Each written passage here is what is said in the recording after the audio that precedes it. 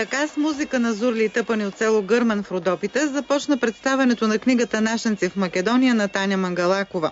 Музиковедите са убедени, че тези ритми са почти идентични с музиката в Дебърско, Македония. Тази книга ни приканва да прекрачим прага на скрупулите и да видим, че близо до нас живеят наши братя по кръв, традиции и обичаи, които още са свързани с майката родина. Така определи книгата "Нашенци в Македония" евродепутатът Станимир Илчев, подкрепил издаването й. Таня е един пътешественик, който ни води при потомците на етническите българи в етнографската област Македония, която днес е в границите на няколко държави.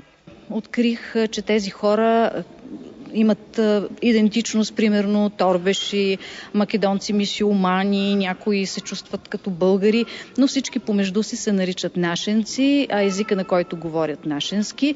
Съответно, същото и в Мала Преспа, Албания. Там се говори нашенски език, там има 9 българоязични села и също така в Северна Гърция.